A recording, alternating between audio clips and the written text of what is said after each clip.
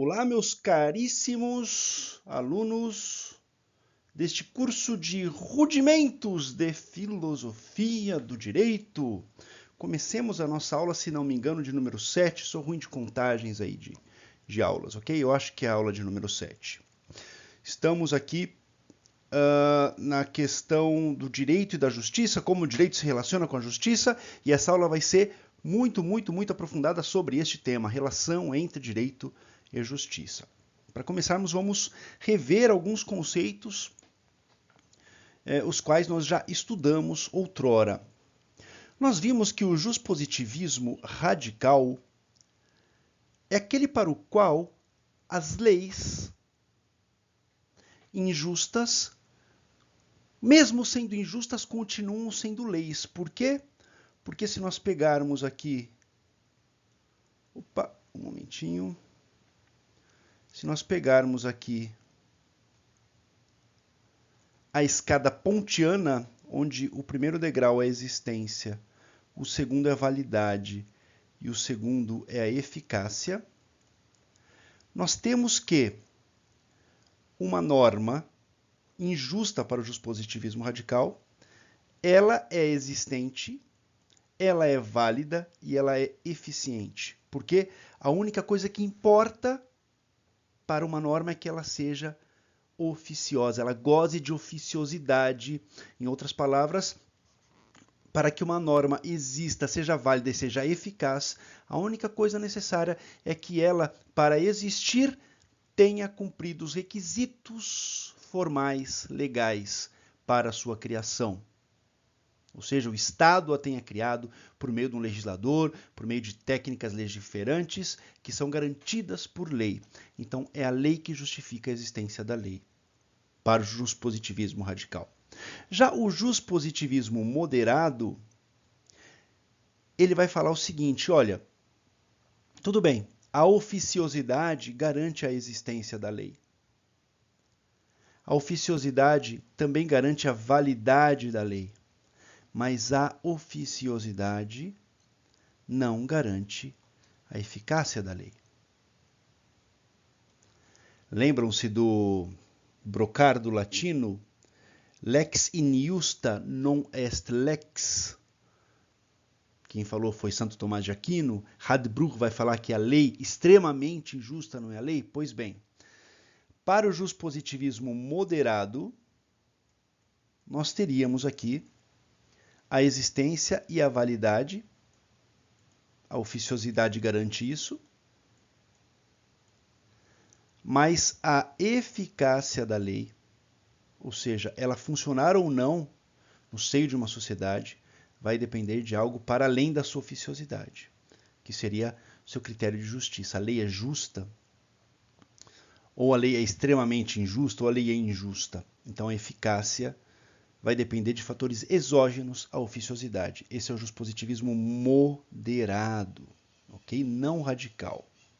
E por fim nós temos o direito natural. Acabamos de falar de Santo Tomás de Aquino, de Radbruch, não é? Para o qual a justiça é que vai dizer se a lei existe ou não. Porque quando a gente fala que a lei injusta não é lei, a gente está falando de existência. Verbo ser ou o verbo estar. A gente está falando de existência. Então, para o direito natural, se a lei é injusta, ela não é lei.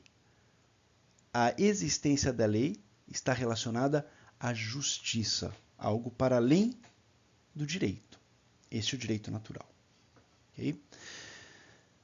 Pois bem, o que acontece aqui, deixa eu me apagar aqui tudo.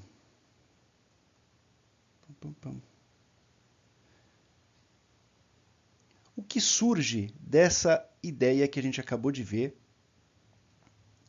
acerca da eficácia da lei, ou da existência da lei, da eficácia da lei relacionada à justiça para os juspositivistas moderados e da existência da lei relacionada à justiça para os jusnaturalistas. O que acontece é que se uma lei é injusta, tanto num caso quanto num outro, isso nos dá o direito à desobediência civil, Quem vai tratar muito bem da desobediência civil é o Henry David Thoreau, esse cabra aí. Esse cabra aí ele era totalmente outsider, ou seja, ele era meio fora do sistema. Ele pretendia que as pessoas fossem emancipadas do sistema. Tanto que ele escreveu uma obra chamada Walden, uma obra que o rapazinho leu e foi tentar fazer a mesma coisa que ele, num filme que eu recomendo a todos, chamado Na Natureza Selvagem. O que fez ele ao escrever esse livro? Ele foi para uma montanha, para uma região afastada, erma, da natureza, no meio da natureza, e ele construiu a cabana dele, e ele vivia com muito pouco dinheiro, muito pouco estranho, né? Com pouquíssimo dinheiro. Thoreau vivia com pouquíssimo dinheiro.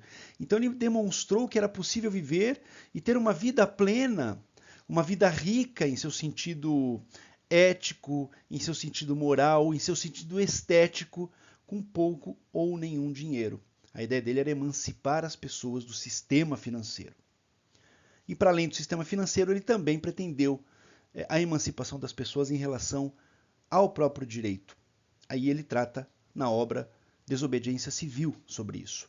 Ele vai falar o quê? Que quando uma norma ela não cumpre a sua razão de ser, então ela nos dá o direito à desobediência civil. Qual seria a razão de ser de uma norma? Olha, se uma norma ela é criada pelo Estado, e o Estado é composto da união, da agregação de indivíduos, por quê?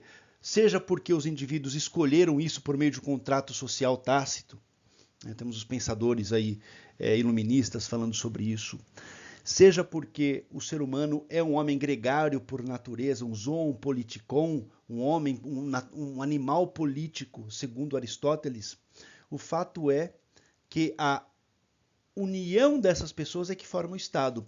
O Estado só tem vida, só tem pujança, porque cada indivíduo que o compõe também tem vida e pujança.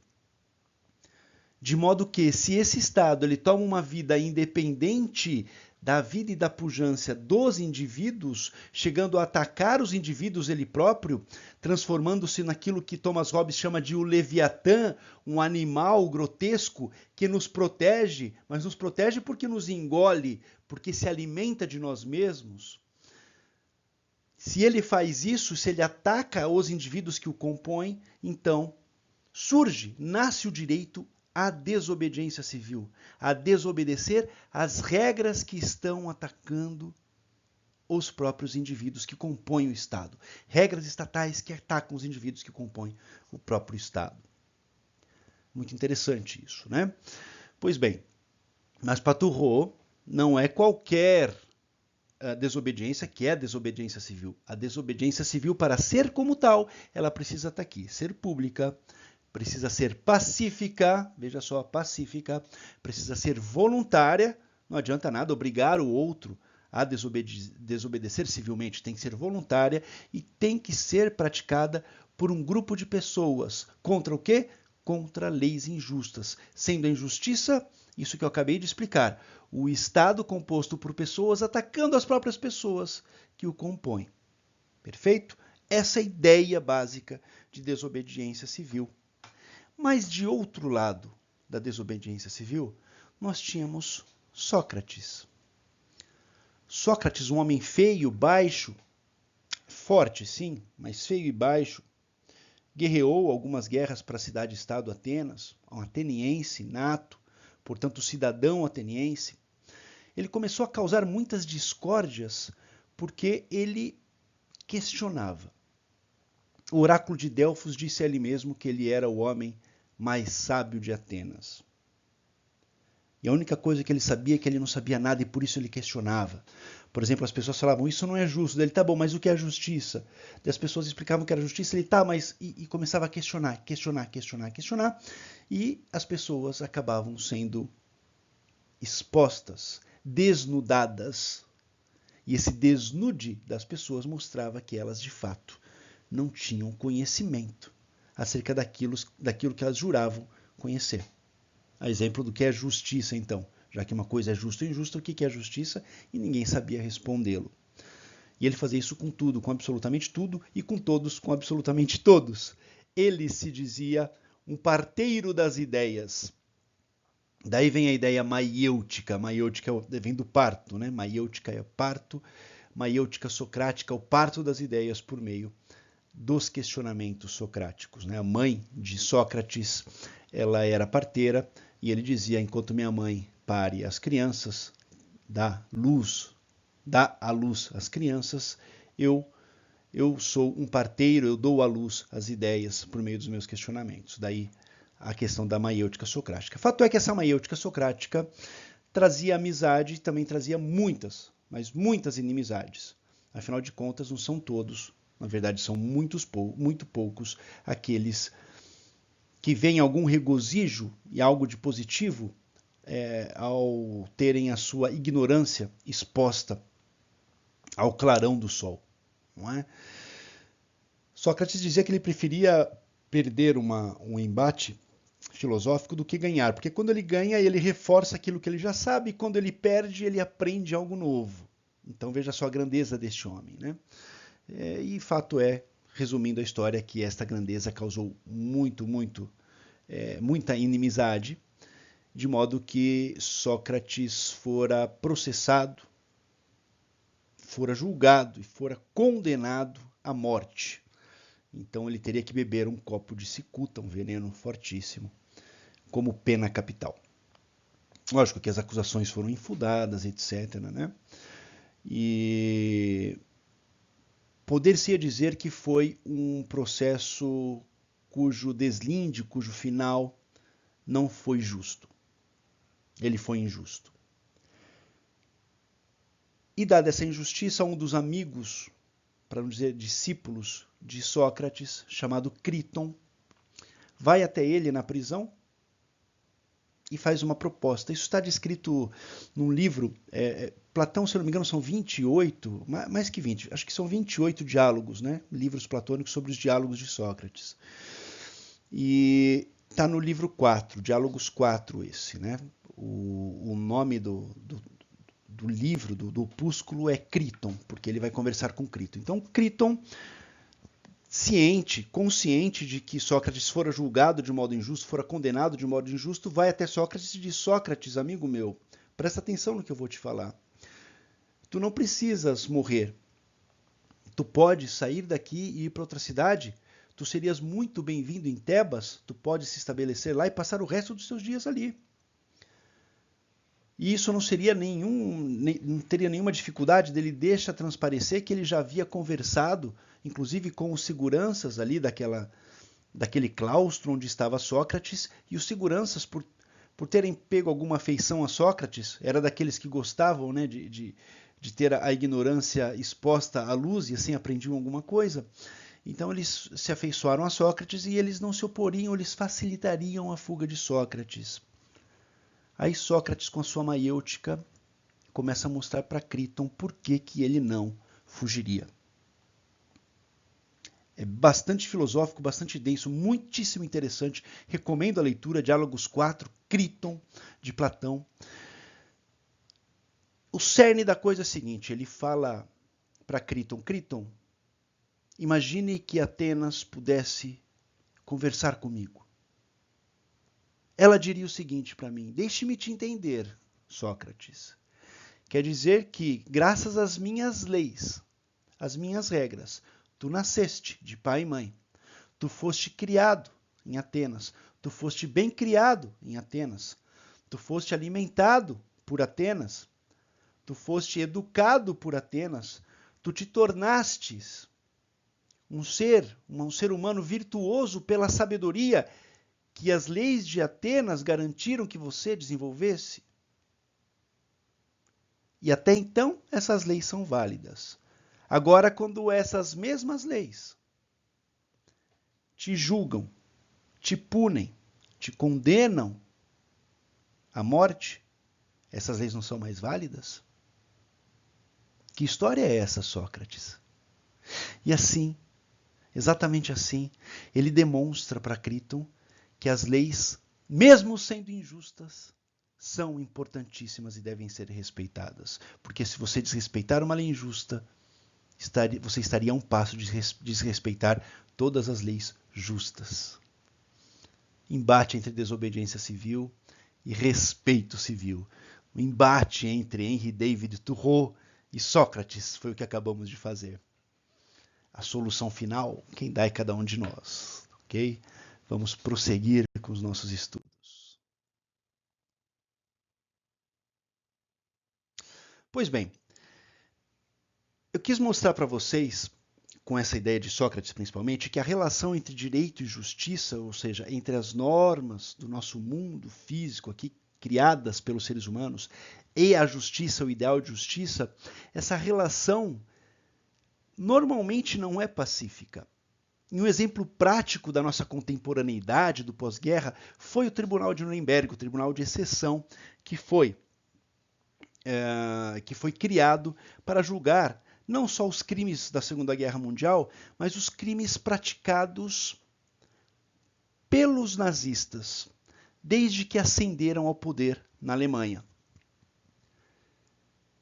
E acontece uma coisa muito complexa nesse julgamento, porque o Tribunal de Nuremberg tinha perante si, de um lado, o direito e do outro lado a justiça. De um lado, as regras jurídicas e do outro lado, a justiça. Se fossem cumpridas as regras jurídicas, a justiça talvez não tivesse se feito. Vamos esmiuçar um pouco isso. 1933, mais ou menos, não me recordo muito bem das datas, tá? Mas 1933, nós temos a ascensão do governo nazista, né, do ideário nazista, ao governo da Alemanha. Então, o que faz Adolf Hitler? Adolf Hitler age de acordo com a legislação.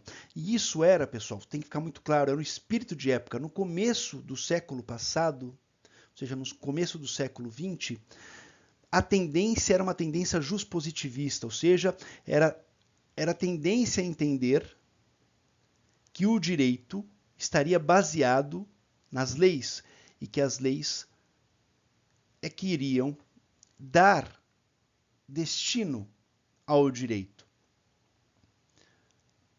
E o que seriam as leis? As leis são aquelas produções feitas com oficiosidade, como nós vimos, um justnaturalismo tendente ao radical. Perfeito. Então o espírito da época era esse. Se está na lei, é lei, tem que cumprir. Não gostou da lei, muda a lei, se esforça para mudar a lei, dá seus pulos. Nós vivemos aí, né, nós temos aí a democracia, nós temos os votos, então você, como indivíduo, você pertence a uma coletividade, se a coletividade está querendo isso por meio da lei, então você tem que respeitar. Se você não gosta, conversa com seus pares, faça movimentos sociais para que isso pressione os legisladores mudem as leis. Muito que bem.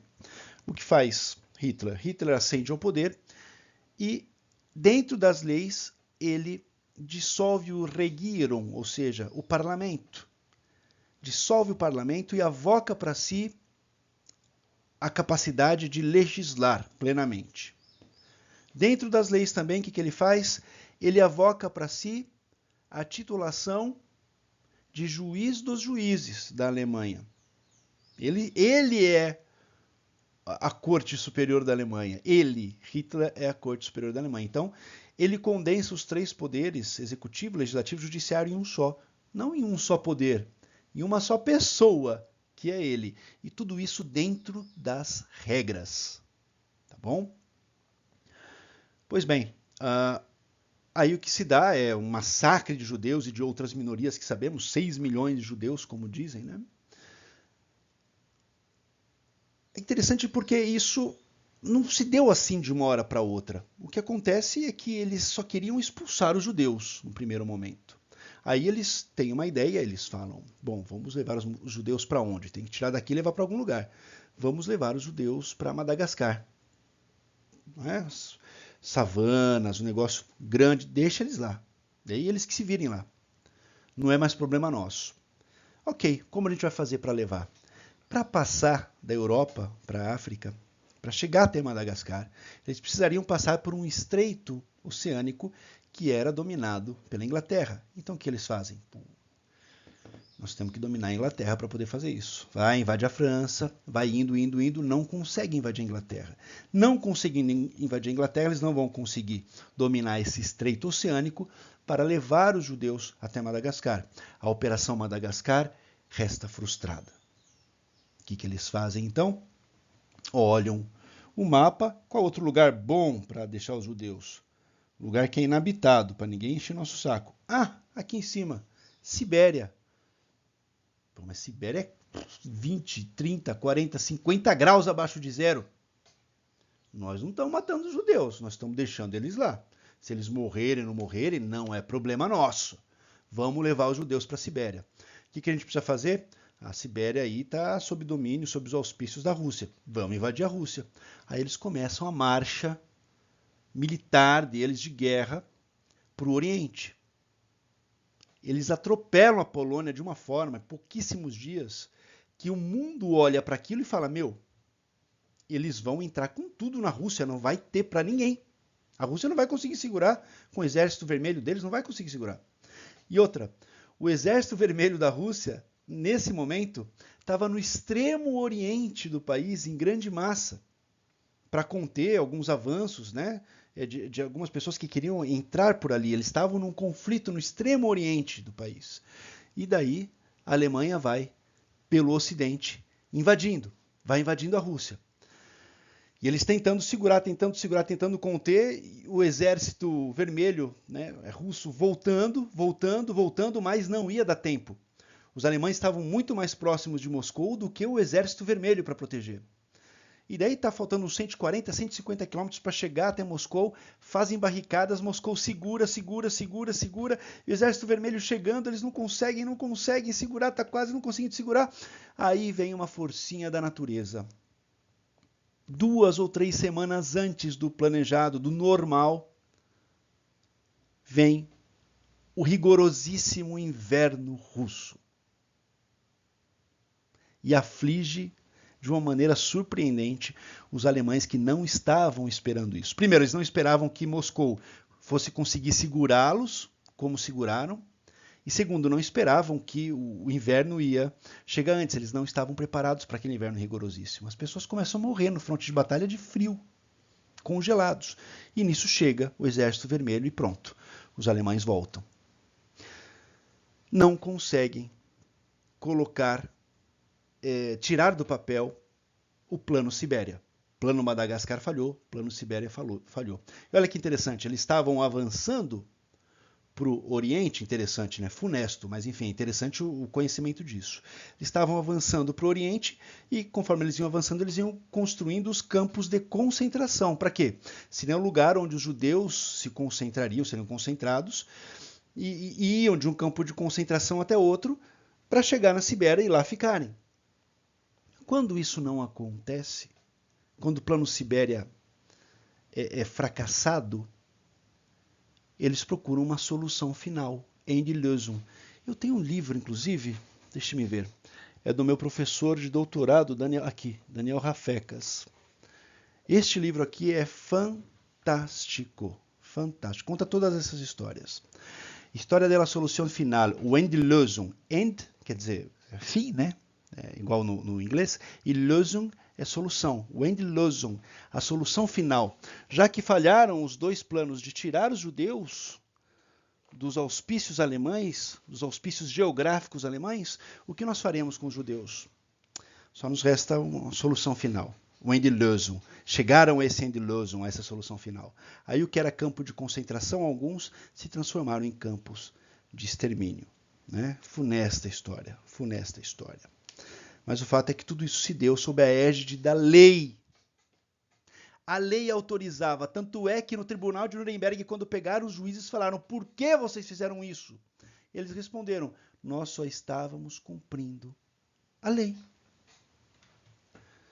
E aí tem um negócio, né? Quando a gente é juspositivista, ou seja, quando a gente fala que o que vai dominar o direito é a lei, nós temos uma regra básica, fundamental. A vedação do lex ex post facto. Ou seja, se a lei que vai governar, eu não posso criar uma lei posterior para regular uma lei inferior, uma lei anterior. A lei tem que ser anterior ao que ela vai regular, senão ela não vale. É o princípio da anterioridade da lei. Princípio fundamental para o direito penal, todos sabemos, princípio da anterioridade da lei penal. Uma lei penal só é válida para os fatos posteriores a ela, não anteriores. E o que acontece no Tribunal de Nuremberg? Eles tinham a situação de que tudo que foi feito sob a égide da lei, e eles tinham aquele Zeitgeist daquele momento anterior à guerra, que era de um juspositivismo tendendo ao extremado, ou seja, a lei tem que ser garantida. Se foi na lei, está certo. Uma lei, mesmo que seja injusta, se ela for oficial, gozar de oficiosidade, ela é existente, ela é válida, ela é eficaz. Então, o que faz o Tribunal de Nuremberg? Vai cumprir o direito? Vai falar, ok, não podemos fazer nada porque vocês estavam cumprindo a lei? Ou vai buscar algo para além do direito? Pois eles buscaram algo para além do direito. Eles disseram o seguinte: senhor juiz, essa sua desculpa não vale a pena. Você estava aí antes. Você era juiz antes da ascensão do Führer, do Adolf Hitler ao poder. De modo que você sabe muito bem o que é justo e o que é injusto. E outra, não precisa ser juiz para saber que uma lei que autoriza o massacre de um sem fim de pessoas é uma lei injusta. Isso é natural, é da natureza do ser humano. Não me venha falar de lei. Existe algo para cima da lei, para além, transcendente à lei. E esse algo é a justiça. Percebam como, após a Segunda Guerra Mundial, o juspositivismo tende a volver a um certo justnaturalismo. A justiça é importante. E aí ocorre uma coisa bem interessante, deixa eu apagar para a gente não ficar confundido. Olha como se funda um novo espírito de época. Essa ideia do Tribunal de Nuremberg começa a se espraiar por toda a cultura ocidental e também oriental em grande medida. De modo que em 1949, o Tribunal Constitucional Federal da Alemanha vai julgar uma mulher.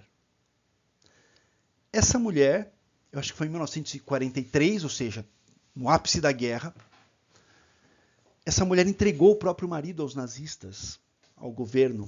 Ela dedurou o marido dela porque ele havia descumprido uma regra nazista, uma regra que era nazista, mas era injusta. Então essa mulher entregou o marido para o governo. Obviamente o pior aconteceu com ele. E essa mulher, em 1949, é julgada pelo Tribunal Constitucional Federal da Alemanha. E aqui chega esse Tribunal Constitucional, como se fosse o nosso STF, chega a seguinte ideia. Esta mulher, por ser um ser humano, sabia que as regras nazistas, inclusive a regra que o marido dela descumpriu, era uma regra injusta. E se era uma regra injusta, ela deveria ter desobedecido. Ela não poderia ter entregado o marido dela. Veja só como o Tribunal Constitucional Federal da Alemanha impõe a desobediência civil. A desobediência civil deixa de ser um direito e passa a ser uma obrigação. Tudo isso ferindo a vedação do lex ex post facto. Perceba os efeitos retroativos. Eu vou entender o direito a partir de agora dessa forma e eu vou impor essa compreensão do direito para as pessoas do passado, quando não se falava, quando não se cogitava compreender o direito dessa forma. Vejam só. Tudo isso em nome do quê? Tudo isso em nome da justiça. Eu escrevi um artigo sobre isso, sabe? Para uma das matérias do doutorado. Eu vou deixar, inclusive, para vocês aqui, se vocês quiserem. Vocês podem ter acesso a esse conteúdo. Eu acho que, de qualquer sorte, é muito interessante vocês lerem o que ali eu escrevi. Muito menos pela minha capacidade de escrita e muito mais pela importância do tema e pelo relevo de interesse que esse tema tem. Ele é bem interessante, ok? Então, estejam convidados a ler este artigo que deixo disponível para vocês aqui na plataforma já. Pois bem, nós conseguimos perceber então que depois da Segunda Guerra Mundial surge um modo de pensar juridicamente que vai colocar a justiça como um valor a ser alcançado pelo direito. Perceba, a justiça sendo uma virtude e o direito para ser virtuoso como um eterno buscador dessa virtude. Aponta, caminha em direção a essa virtude da justiça. Essa foi a ideia que remanesceu dos julgamentos e do modo de pensar adotado após a Segunda Guerra Mundial. Vejam essa frase de Herbert Hart. Vocês já decoraram, né, que esse cabra aqui é o Hart, né? De tanto que eu usei aqui. Herbert Hart vai dizer que justiça... O que seria justiça? Justiça é um segmento da moral. Opa! A moral é dividida em quê? Moral stricto sensu e moral lato sensu. Moral em sentido estrito, aquela moral de ordem individual, interna, intrínseca, e a lato sensu é a moral externa, também conhecida como ética por alguns. Eu prefiro usar o termo ética aqui, tá? Então, justiça é o segmento da moral, mas será que é interna ou será que é externa? Vamos lá. Primordialmente afeto, não a conduta individual. Olha, justiça é um segmento da moral, não da moral estrito sensu, não da moral interna, individual, mas as formas de tratar classes de indivíduos. Opa, ele está falando que a justiça é um segmento da moral lato sensu, da ética, daquilo que é externo ao ser humano. O que está falando aqui Herbert Hart? Ele fala que dentro do campo da ética, vamos colocar assim, da moral lato sensu, existem algumas regras de ordem ética que são mais importantes e que, portanto, devem ser dotadas de juridicidade. Dentro da ética está a justiça. Onde eu vou encontrar justiça? Eu não vou encontrar justiça na metafísica, segundo Herbert Hart. Eu vou encontrar ela no seio da sociedade. Onde exatamente? Na ética, na moral lato sensu, nas normas que permeiam o conviver entre os indivíduos. E aí ele fala, por isso, a justiça é a mais pública e jurídica das virtudes. Para que seja pública, é preciso que esteja relacionado à ética e não à moral stricto sensu. Para ser jurídica, é necessário o quê? É necessário que ela ganhe um poder coercitivo maior do que as outras regras que não têm esse poder coercitivo. É esse poder coercitivo que vai fazer com que uma norma seja jurídica. Então, onde está a justiça? Está aqui, no cerne, no coração do ethos, no coração da ética, no coração da moral lato sensu, de acordo com Herbert Hart. Ok?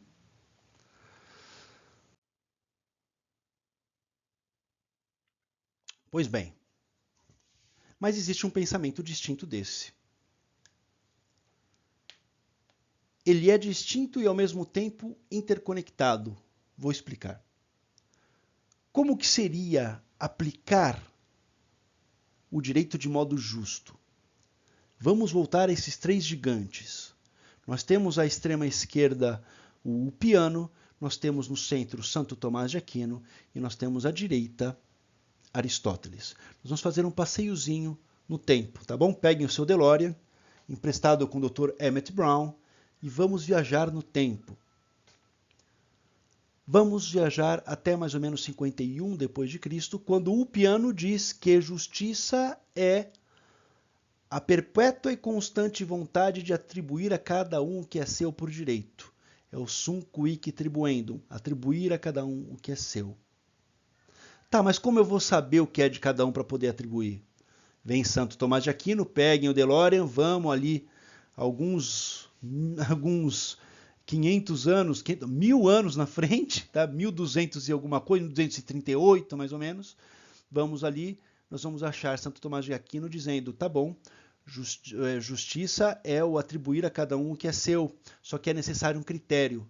Este critério é uma igualdade. Ele não fala é a igualdade, porque ele era muito sábio. Ele sabia que existe uma miríade de igualdades, e dentre essa miríade de igualdades é necessário nós pensarmos uma, pegarmos uma e adotarmos esta como sendo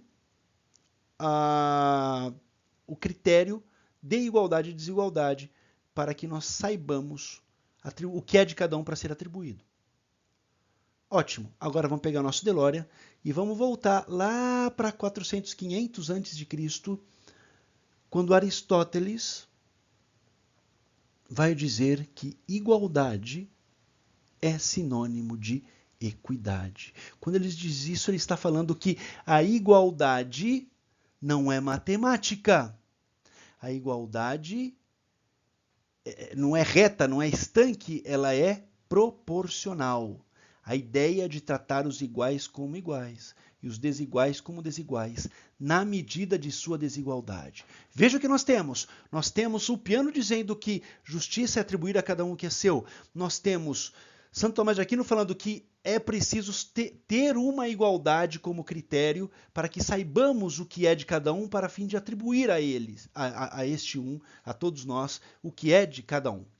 E nós temos Aristóteles dizendo que igualdade é equidade, é tratar os iguais como iguais, desiguais como desiguais. Mas como eu vou saber quem é igual, quem é desigual? Aí, meus caros, nós já vimos, a sociologia é quem vai nos colocar em contato com o real, com o mundo real. Vai nos fazer saber o que é igual e o que é desigual. E a sociologia, ela vai olhar para um determinado momentum da sociedade. Ou seja, ela vai levar em consideração o povo, o território e o momento histórico daquilo, para colocar na nossa cabeça, para clarear na nossa cabeça o que é igual e o que é desigual. Vejam o caminho feito aqui acerca da justiça, da aplicação da justiça no direito. Ou melhor, para a aplicação de um direito justo. E por que isso tem conexão com o que a gente acabou de ver de Herbert Hart? Isso tem conexão porque a gente está aqui falando de sociologia. A gente está falando do seio da sociedade. A gente vai saber o que é igual ou desigual olhando para o seio de uma determinada sociedade num determinado tempo. E a partir daí que a gente vai conseguir elaborar um critério de igualdade e a partir daí nós vamos conseguir atribuir a cada um o que é seu. Perceberam? Pois bem, como funciona no Brasil hoje em dia? Hoje no Brasil nós temos que as regras jurídicas nascem prima facie, no primeiro momento, com um legislador. Uma pessoa dotada de capacidade legiferante, de capacidade de legislar. E essa pessoa vai legislar com uma característica erga omnes. Ela não vai legislar de acordo com iguais ou desiguais. Ela vai legislar para todos. A característica fundamental de uma lei é seu efeito erga omnes, efeito para todos. Então o legislador, ele passa por cima desta igualdade aristotélica, dessa equidade. Não é o legislador que vai fazer isso. Num segundo momento, nós temos o juiz de direito. A função do juiz de direito é, ou melhor, deveria ser, exatamente essa. Pegar algo que é do mundo do dever ser e transformar isso no mundo do ser. A lei criada pelo legislador é como se fosse uma alma sem corpo. Uma alma sem corpos, uma inteligência sem corpos, está ali, pairando. Ela está só esperando um corpo para que ela possa encarnar. E essa encarnação acontece quando o corpo surge. O corpo é o caso concreto. Surgiu o caso concreto, essa norma espiritualiza esse caso concreto. E daí nós temos a junção do mundo do dever ser com o mundo do ser. O que acontece é que essa junção não é tranquila, não são peças que se encaixam perfeitamente. O legislador não consegue pensar em todos os pormenores do caso concreto. Então, o juiz é quem tem que amoldar a norma ao caso concreto para que ela se encaixe e espiritualize o caso concreto com a juridicidade. Já falei bastante coisa, né? Bom, vamos lá. Tem mais esse aqui ainda. Vamos lá. Nelson Saldanha, este senhor, já falecido, infelizmente, um pensador de grande relevo, ele dizia que, devido a tudo isso que nós estamos falando aqui, a função do juiz é perceber que o justo está mais nas condutas das pessoas do que nas normas em si. Olha só, o justo está mais na conduta das pessoas do que nas normas em si. Eu tenho um caso muito interessante para contar para vocês. Eu tive cliente uma vez que a mulher fez um boletim de ocorrência contra ele, foram deferidas medidas protetivas de urgência para que ele se afastasse da casa e permanecesse distante da mulher. E isso se deu de uma sexta para um sábado. No sábado ele estava lá lavando a frente da casa, se preparando para um churrasco em família, inclusive com a esposa, que ia voltar do trabalho. Eles tinham combinado já, apesar de terem brigado, já tinham meio que se acertado ou coisa assim. Ele ia fazer um churrasco, ia ter um churrasco em família lá. Ele estava lá lavando a frente da casa, chega a oficial lá de justiça e o intima da decisão da medida protetiva de urgência, fala: você tem que sair da casa, tá bom? Tem que cumprir isso aqui, tem que ficar fora da casa, etc, etc, etc. Ele ficou transtornado na hora, pegou o carro dele e saiu. No que ele saiu, a mulher dele chegou e ele indo para a casa da mãe, ele falou: mas estou sem roupa nenhuma. Eu vou voltar, vou pegar as roupas e daí vou para casa. Pegar minhas coisas, meus pertences, né? Ele voltou. Quando ele voltou, a mulher viu ele voltando, ligou para a polícia pegou e prendeu ele em flagrante de delito porque ele estava descumprindo a medida protetiva de urgência. Aí esse cara fica preso, preventivamente. Acharam que ele era perigoso. Tinha que ficar preso porque tinha descumprido já uma ordem judicial. Foi condenado por causa disso. Veja só que o juiz não conseguiu perceber que ele voltava para a casa dele, exatamente para cumprir as medidas protetivas de urgência a contento, voltou para a casa dele, sei lá, 20 minutos depois que tinha saído, para pegar seus pertences e sair de vez.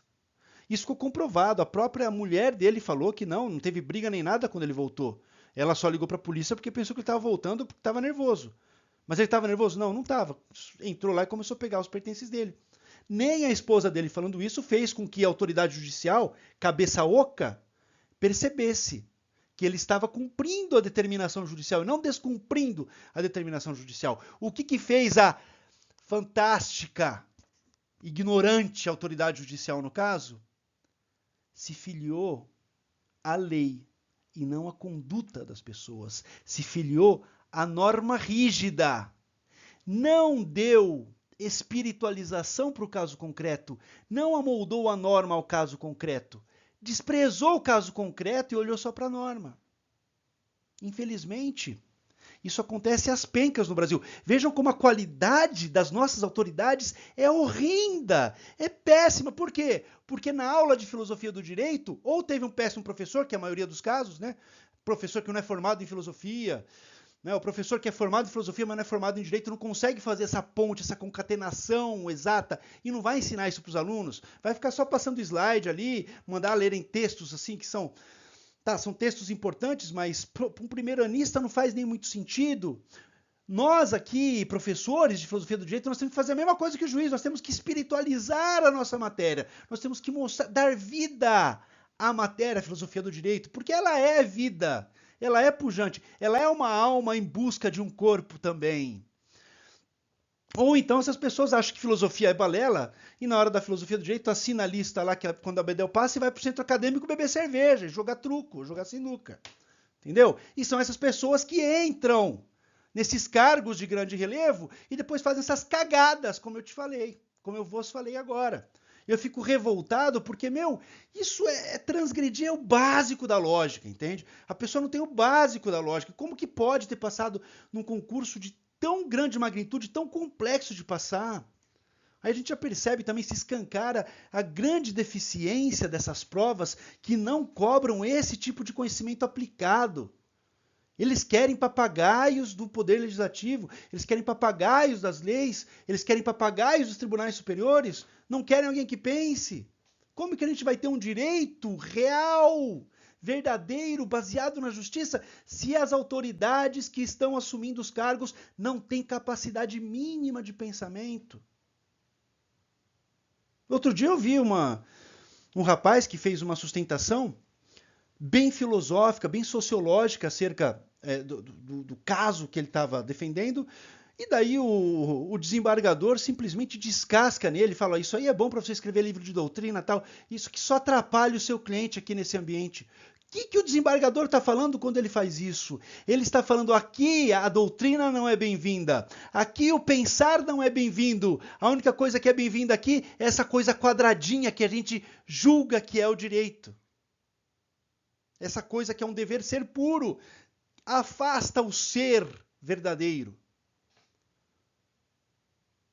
Olha que tristeza, a tristeza que nós estamos vivendo do direito, pessoal. Cada um de nós aqui estudando direito, nós temos a obrigação de ser agentes transformadores dessa realidade tão triste. Vamos continuar, senão a gente não termina hoje. Acho que já estou no final, sim. Bom, vamos lá. Então, qual que é o passo a passo da aplicação do direito justo? Qual que é a atividade jurisdicional ideal? Primeiro, o jurista, seja ele advogado, seja ele juiz, seja promotor, o jurista, o aplicador do direito, o cara que vai olhar para o caso concreto e vai criar teses ou vai criar uma solução para o caso concreto, ele tem que buscar o meio termo. Ele pega o que aconteceu e fala, olha, aconteceu isso.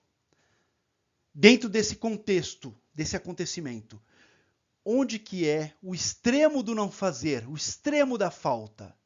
Qual é o extremo da falta? Qual que é o extremo do excesso? Ótimo. Qual que é o meio termo entre eles? Aqui está o justo. Beleza? Primeira coisa que tem que fazer é isso. Busca o meio termo entre os extremos. Estou dando uma aula que ninguém dá, hein? Segunda coisa, sabendo já qual é o meio termo entre os extremos, vamos estabelecer um critério de igualdade. A pessoa não agiu aqui, ou ela agiu aqui, não importa se ela agiu aqui, ou se ela agiu aqui, ou se ela agiu aqui. Nós temos que entender o motivo de ela ter agido ali. Vamos estabelecer um critério de igualdade. De que forma, sociologicamente, vamos olhar para a sociedade, para o seio da sociedade, para o ethos, para a ética e verificar se a gente poderia exigir da pessoa algo diferente do que ela fez, de acordo com a sua criação, de acordo com o que ela está metida, como foi formatada essa pessoa para pensar naquela situação. Estabeleceu o critério de igualdade? Aplica o critério de igualdade ao caso concreto. Você vai olhar, tá, essa pessoa agiu assim, mas ela está amparada pelo olhar, pela perspectiva sociológica. Uma pessoa igual a ela, com as mesmas formações dela, não teria feito diferente. E se não teria feito diferente, é uma questão ética. É uma questão ética que é sobrelevada ao aspecto jurídico. Então vamos sopesar. Olha o sopesamento que demanda um julgamento.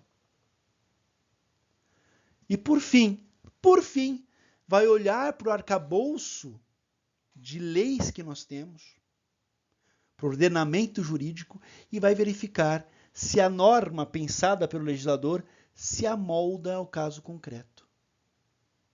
Ela vai fazer esse molde.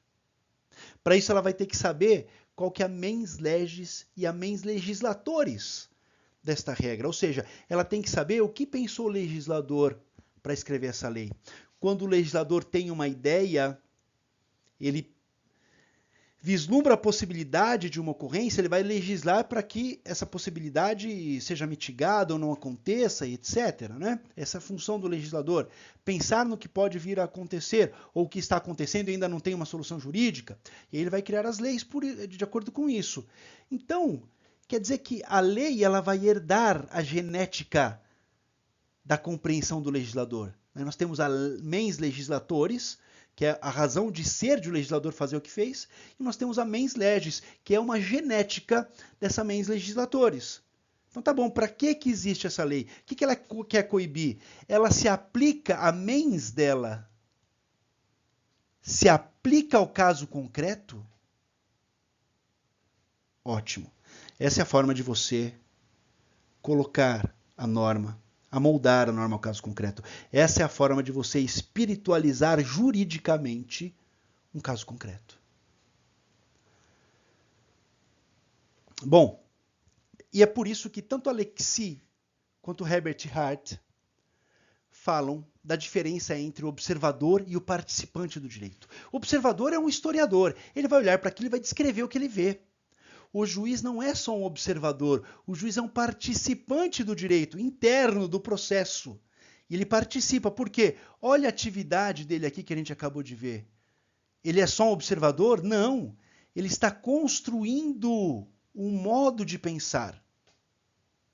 Então o juiz é um participante do direito.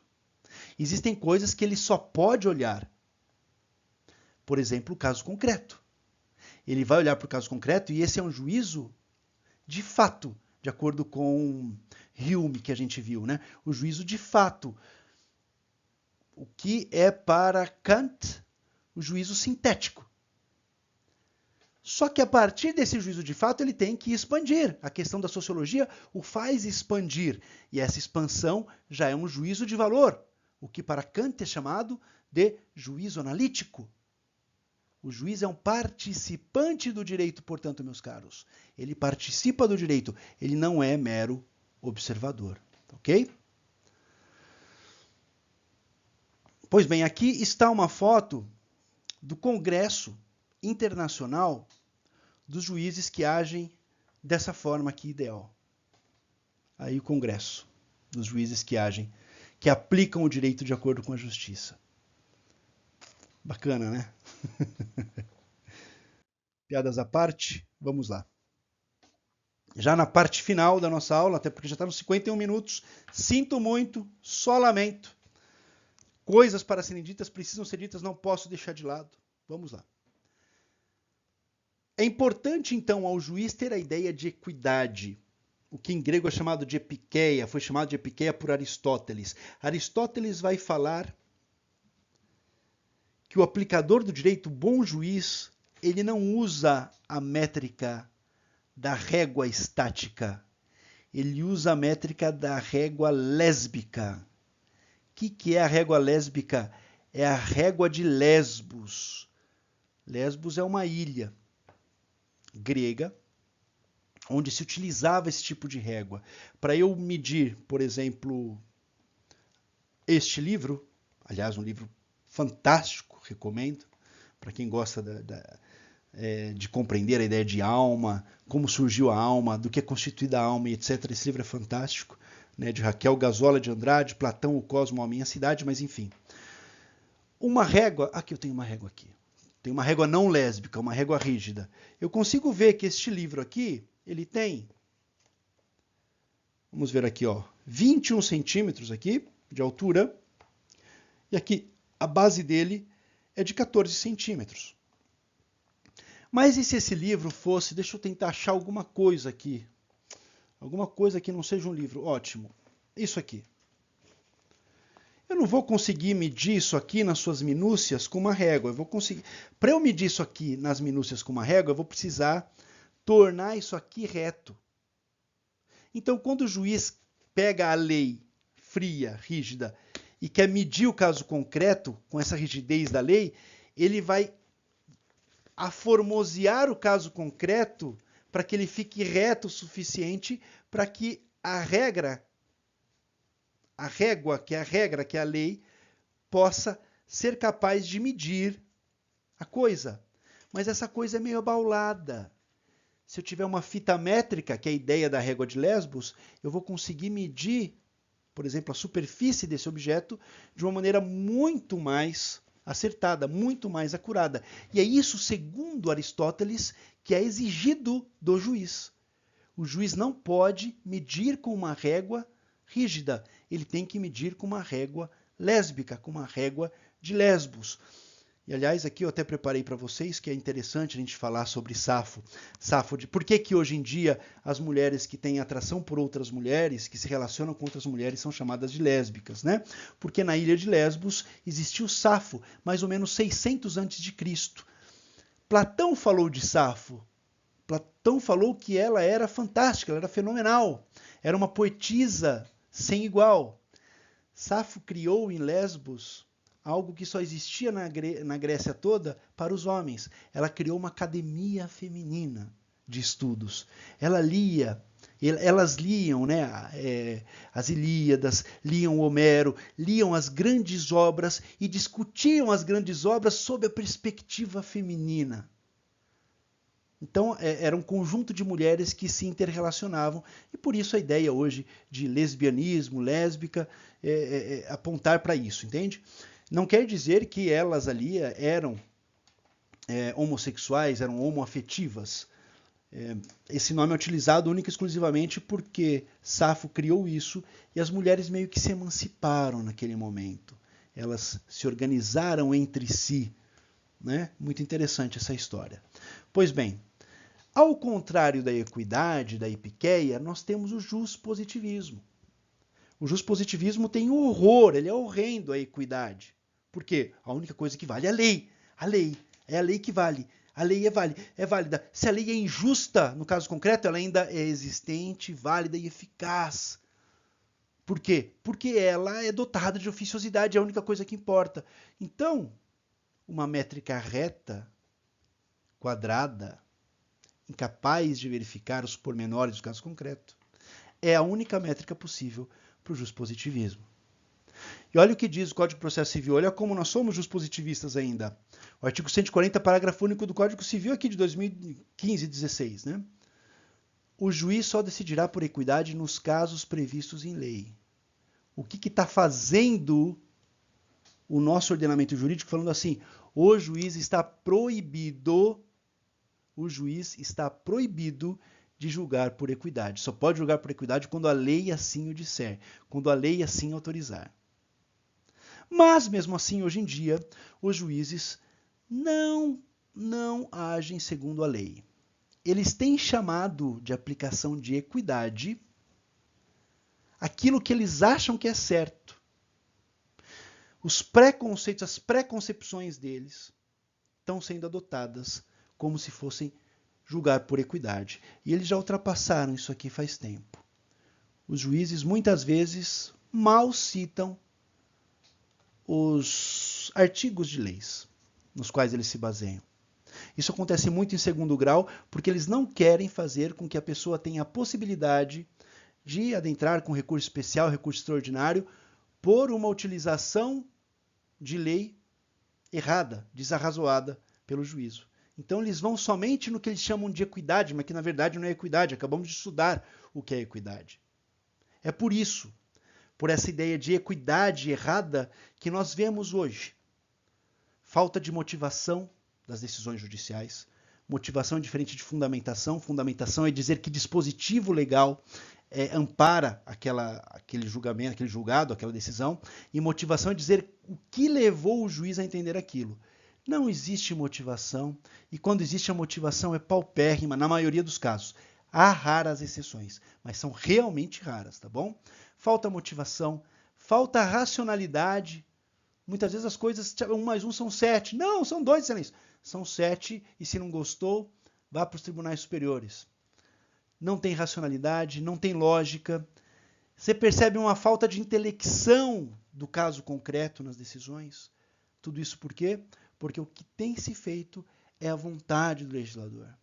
Se a vontade do legislador é aplicar a lei, mesmo que ela não caiba ao caso concreto, ele vai aplicar.